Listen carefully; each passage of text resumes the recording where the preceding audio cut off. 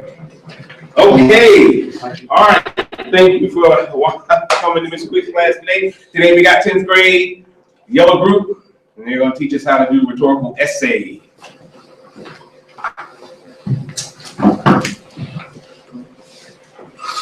So, hello everyone. My name is Samin Ahmed. This is my colleague, Ahmed. And today we're going to be expanding your knowledge on what a rhetorical essay is. So actually, we've got about 9 types of essays, which is the descriptive essay, the definition essay, the comparing and contrast essay, the cause and effect essay, the narrative essay, the process essay. But today we're actually concentrating about the rhetorical essay. All right, so now let's imagine for a second here and pretend you've been assigned a rhetorical essay and you have absolutely no idea whatsoever how to write one. Well, thank your lucky stars, because me and my friend Nuss here are going to explain to you guys what a rhetorical essay is. All right, so we don't know much about it, but we'll try. It's a thought that counts. All right, so what is a rhetorical essay? A rhetorical essay is an essay that evaluates an author's argument, which in our case is Walden. And we did it as well. Pretty sure you know that. But one thing you should know about the rhetorical essay is that it doesn't really care about your opinion. Like, you're evaluating how someone did something. So you shouldn't add anything from you, because you have to kind of stay neutral about it, because nobody cares about you. That's sort of my case. All right. So there are 7 steps to writing a rhetorical essay. Understanding step 1, understanding the question. Step 2, brainstorming. Step 3, the thesis, which is very important. 4, the outline, which helps you with writing your essay. Step 5, the introduction. Step 6, the body paragraph. Step 7, the conclusion. It is pretty self-explanatory, if you ask me. All right, and one more tiny little thing. It's sort of related to your opinion on an essay. Don't use words like good or bad. Focus more on words like effective or ineffective, because if you use words like good or bad, you're kind of passing your judgment, which is something that's not really needed in the essay. All right, let's start with the first step of writing your rhetorical essay. Actually, we all know that the first step is understanding the question, but the first actual step that you need to do is the SOAPs. The SOAPs is spelled by SOAPS, which stands for the subject, the occasion, the audience, the purpose, and the subject. I don't know what it is. Yeah. So, sorry, the first one was the speaker, though. The speaker is obviously the person who wrote the essay. In books, you'll find at the back of the book an essay usually introduces himself at the beginning of the essay, at the end of the essay, and so on. And now we have the occasion. The occasion is the purpose. Why? What is the reason? What is the main reason the author wrote this essay? What was his goal? Why did he write it? That's the occasion. All right, and now the A still stands for the audience. The audience is who the author wrote the essay for, which in Walden's case are environmentalists, people who are hippies and love nature.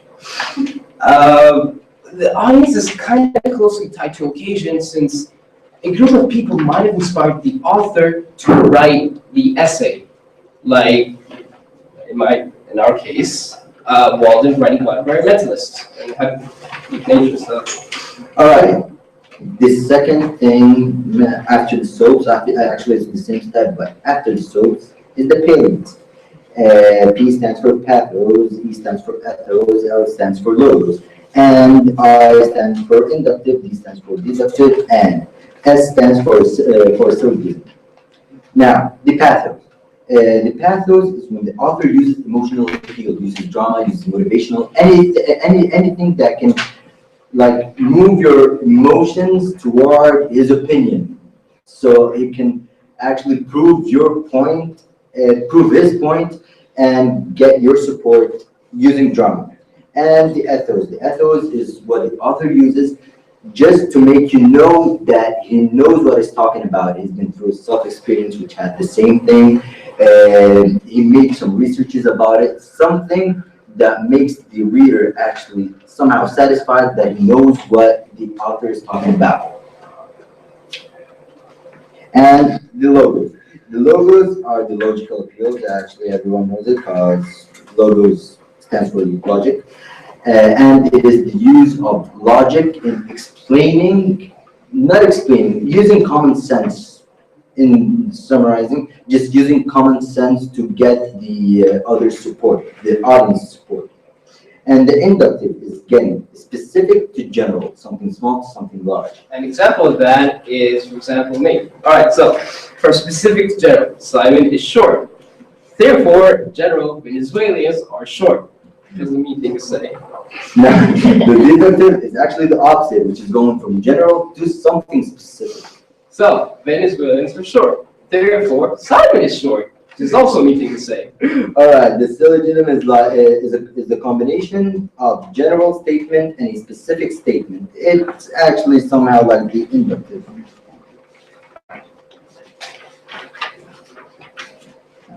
All right, and now we're going to delve into the style.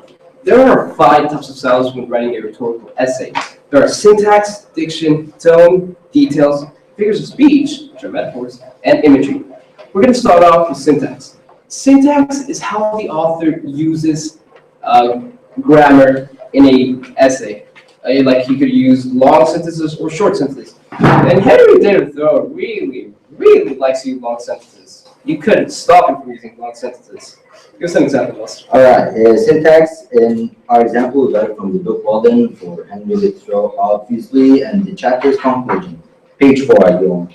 In proportion, as he simplifies his life, the laws of the universe will appear less complex. Solitude won't be solitude, nor poverty, poverty, nor weakness, weakness. Here you can find 2 same words, but somehow in the opposite meaning. Actually, it's obviously different meanings, but maybe a little bit close to opposite meanings. All right, next up is diction. Diction is basically how the author uses vocab. And in Walden's case, he uses a lot of big words, like really big words, stuff that nobody would ever know. But we did find out about them eventually because my grades. Your turn. Okay, maybe. An example for diction is do not seek so anxiously to be developed, subject yourself to many influences, to be played on it. Is all deception. It's even hard to read. Okay. All right. Next up is tone. Tone is the attitude and how the author, how he conveys his message. Like, is he happy or is he sad? Is he upbeat or is he bored about it? It really varies. It obviously varies from like author to author. But in Thoreau's case, there's a lot of tone. Here's an example from the same place we got the other examples. Thoreau said, most think they are above being supported by the town, but it oftener happens that they are not above supporting themselves by dishonest means, which should be more disruptive. Sorry. This actually shows somehow an angry tone. He's angry for the people who don't really like support by the town. All right. Next up is figure of speech. Figures of speech are essentially metaphors, like stuff that symbolizes something but means something else. Give some example. The metaphor, figures of speech for sure. Henry Thoreau said so. A soldier who fights in the ranks does not require half so much courage as a footpad. It's somehow ironic, but it has a metaphor that a soldier won't really need motivation because it's actually in a war in a rank, so he's already motivated. All right. Next up is imagery. Imagery is like him painting a picture in his essay, and you picture it with your mind. It really differs from like author to author. Give us an example. Yeah. No, details. Details? Yeah. We'll get it. Imagery we had a lot, but they're too long. All right, then let's go with details. Details is pretty self-explanatory, to be honest. Like, just from the name, you can tell what it means. It's like really explaining something. Details. An example for details is the universe is wider than our views of it, and Thoreau mentioned that in his books, giving us somehow a common information, but explains more about the universe, that it's wider than our views of it, that it's not the size as how we see it, maybe. comment now. All right, so next up is the thesis. Now, the thesis is a really important thing to write in your introduction, because now the thesis, it has a lot of meanings, but we're going to go with this one.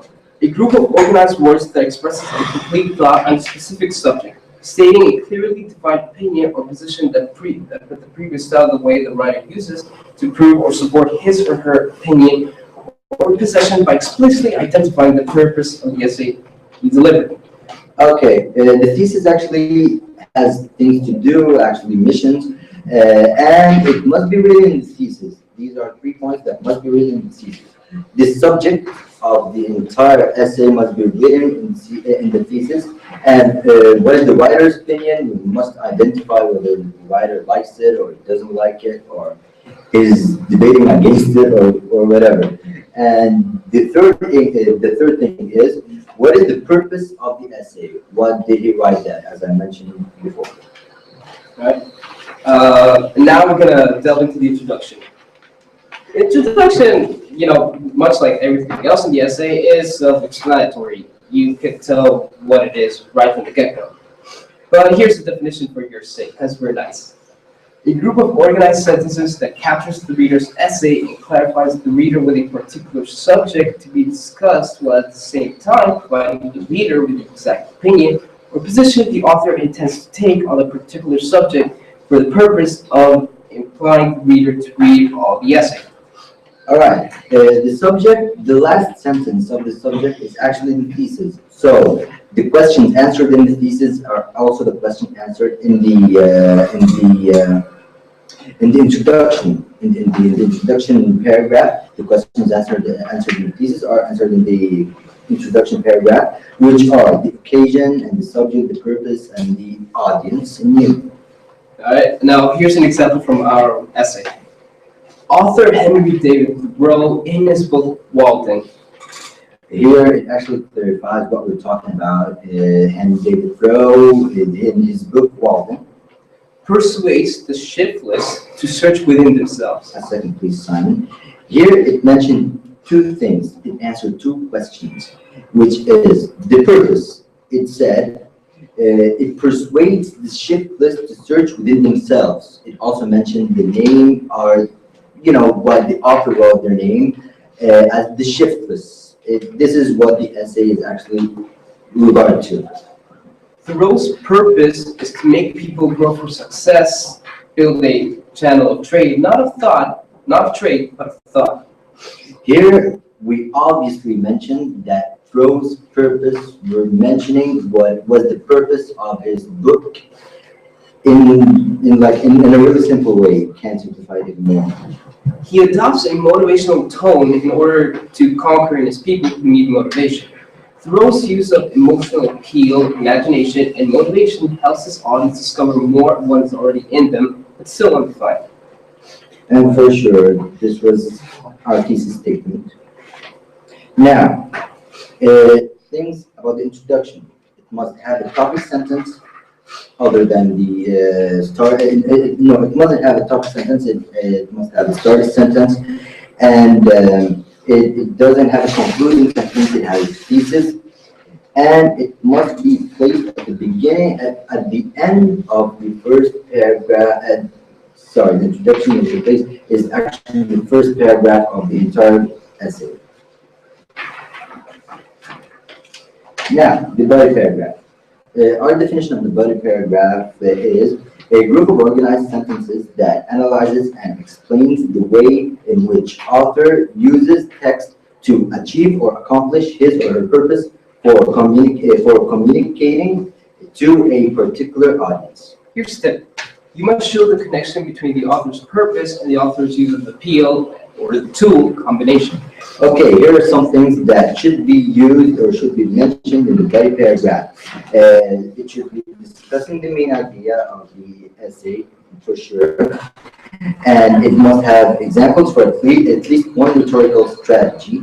And it must include the understanding the purpose of the author, why the author made this, and the effect of the strategy on the audience, what this appeal uses does for the audience. Does it motivate them? Does it make them better, worse? All right, and here's yet another paragraph from our essay. Thoreau adjusted its chapter conclusion by proving that human must live a couple of lives in one. He involved appeal to support the issue by convincing his audience that they must make the most out of their lives. They expressed how remarkably easy we flow into a special road, create a weak track for ourselves. He displayed a vision of one of the human nature in order to educate the shiftless that it is really easy to fall to a beaten path. In sum, this metaphor conveys an emotional tone that awares the shiftless about their useless lives. All right, and Simon will be explaining us the last paragraph of the essay, which is the conclusion paragraph. But before that, I want to mention a few things about the quotations. Quotations are based essentially just grabbing something from the original text and slapping it onto your essay. But of course, you should only use quotations when you can't really paraphrase it. And paraphrasing is getting something and saying it in your own words. Not just copying and pasting it, not even summarizing it, just writing it in your own words would be better. And better if you couldn't write it on your own words, you just pick up the little words that you couldn't replace and put in quotation marks. But you must mention the author's name and what page do you find it right beside it in brackets. Basically, if you want an A+, just do that. Now the conclusion. All right, so the conclusion is usually one of the most important factors in a rhetorical essay. But everything in a rhetorical essay is important, but meh. All right, the conclusion obviously comes at the end. Just like I said a lot of times before, pretty self-explanatory. You can tell from the name. But what's not self-explanatory though? How to write a good one, which is what me and my friend here, Huss, are here to do. All right, so there are a lot of things you should take into consideration. Like in the conclusion, you should restate your main points. Basically, summarize your entire essay, but of course, not word for word. Like, don't write your essay again. Who would do that? Write basically 1/3 of your entire essay, but really emphasize the main points because you want to drive the thing home into the reader's mind. Because you want them to know that these points that I mentioned over and over are important. It's also called repetition. Yeah, and also something important to include in a rhetorical essay are strong verbs. You don't want to use you don't want to use weak verbs in your rhetorical essay. Give us some examples. Examples? Oh, strong verbs? All right, so we're going to be using our teacher Quick over here for these examples. Mr. Quick carefully analyzed our essay. Use analyze because, just saying it sounds fancy and sophisticated. You don't want to say something like, Mr. Quick looked at our essay. Wow, look at all the sophistication there. Next one. We addressed Henry David Thoreau. What's that? Respectively. Yeah, respectively was what? We said Henry's name. Oh. The address sounds a lot more fancy than Henry. Although you might want to avoid fancy language, like saying words that you don't really know. Like Henry David Thoreau is really photosynthesis. It's a big word, but you don't know what it means. Try to avoid stuff like that. Must clarify the situation. Must made everything clear. Yeah, I understand it.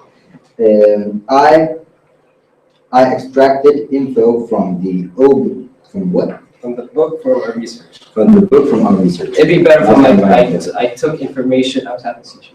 It's better than I took information from a book. Now, which one sounds more sophisticated? The first one or the second one? First. Louder. First one. You see? All right, what about this one? Mr. Quick assigned us an essay, which is going to do a lot of part 4. Or Mr. Quick gave us an essay. Which one sounds more sophisticated? The first one or the second one? Now, let's go all over it again, but in a little bit, not really going over it again, but giving some techniques or some tips about how to write a rhetorical essay. Anyways. All right, the blue screen of death. And it's gone. And now, obviously knew that the rhetorical, any essay is made up of introduction, body, and concluding paragraphs, which are I'm asking you. Which are important. Yeah. Any tips about the introduction paragraph? Question? This one, wait, what? Introduction paragraph. Introduction paragraph. Well, you might want to mention, I'm pretty sure you said this before, but you want to mention 3 things when you write an introduction paragraph. Like what's the subject, like who's the speaker, and the purpose of what you're going to accomplish in your essay. Yeah, although rhetorical essays are really important, what does it really differ from the others? You're going to be asking them the questions? Yeah, maybe any answers. What does a rhetorical essay differ from the other essays? Is it most likely features?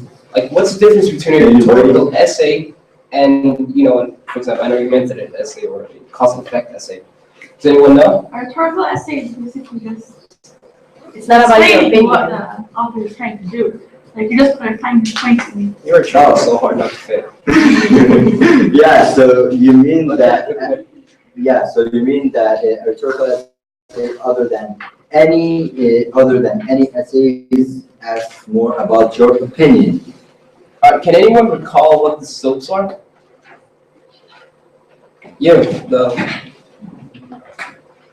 No? Good. Can I say?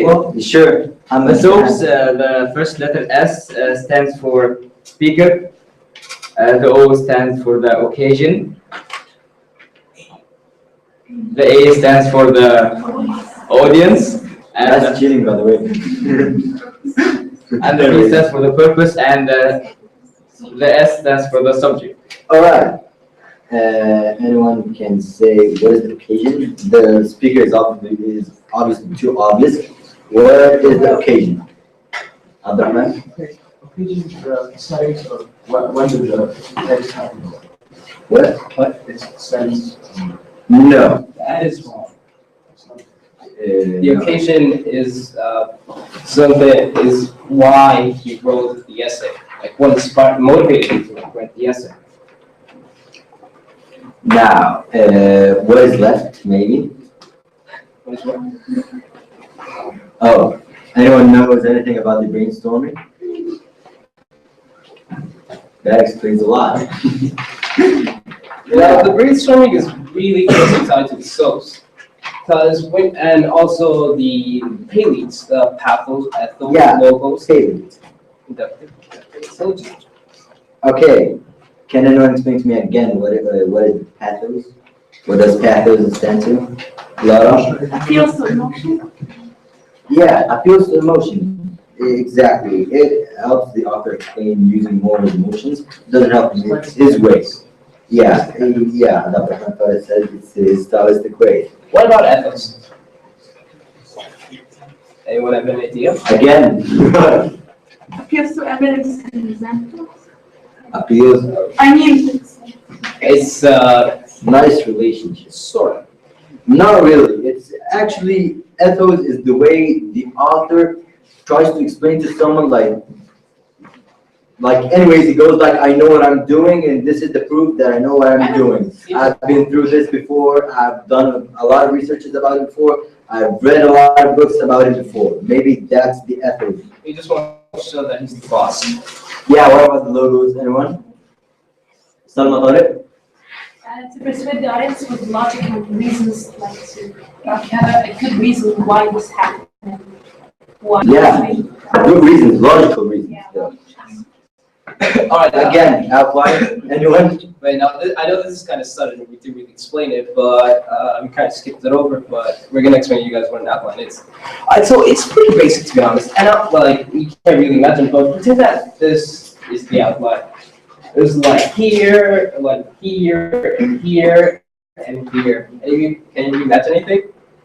Anyways, Yeah, Perfect. and we have Alright. some Wait. examples which we got from the book. Hold on a second. Okay. All right, in the outline, the outline differs from essay to essay. Like in the argumentative essay, you have to write your thesis and dissect it. But in rhetorical essay, you have to get the style and tools, like for example, I don't know, ethos and diction, you write them on the left box, and on the right box, you start writing examples on, this specific style tool. Yeah, and a really important point that the outline must be done before the essay, not after the essay. Many people used to cheat on that. Oh, they failed. Any other questions? Anyone would like to ask a question?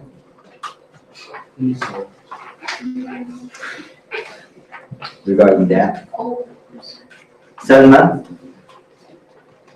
what does the outline help in our essay? It actually helps you, nice question by the way. It helps you refer back, like for example, let's say you're writing your essay and you somehow figured out where your rhetorical essay is. Woohoo! Alright, but now you're stuck. What do? You give up and go watch Netflix, or you, I don't know, start researching it. Okay. Instead of doing that, the outline, like those examples you wrote, they're actually going to help you a lot in your essay. But of course, when you start writing the outline, you should have read like 3 or 4. No, read like I don't know, 20 each box. Then what does the brainstorm help? Hmm? Then what does brainstorm help? It helps you before the outline. Now, I have a question for you. What does the thesis help? Mm-hmm. It gives you like a full idea about the essay and his style and You're not What does it mention You're exactly? not supposed to be writing.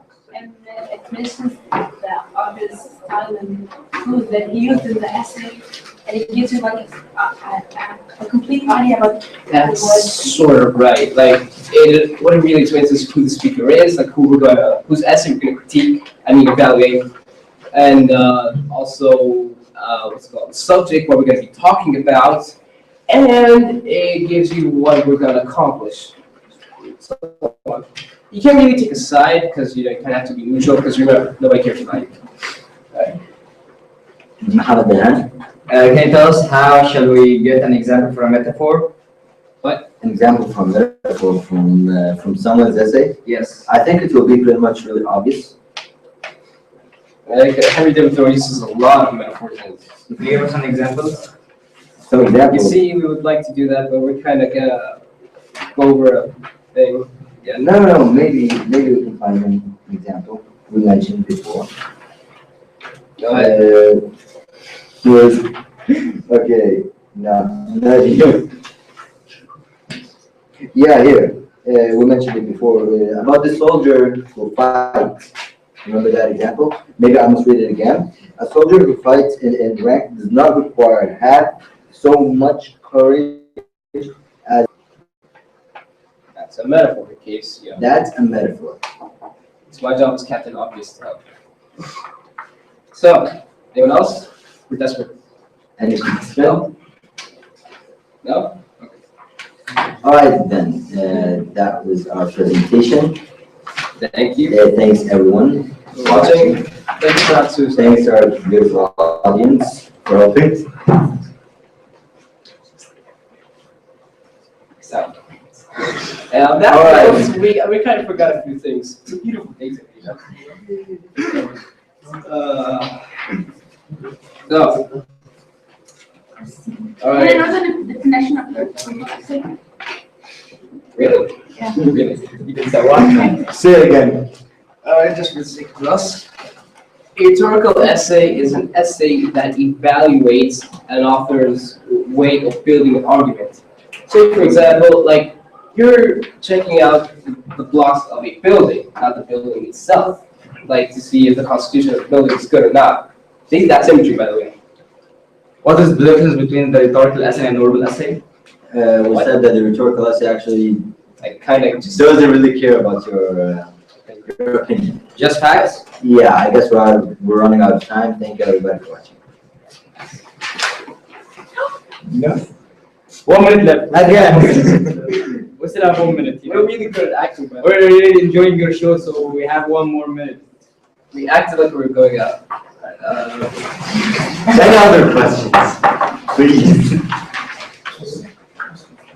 Can you give us any examples for any figures of speech? You know what? That's enough. Hey guys. All right. Thank you.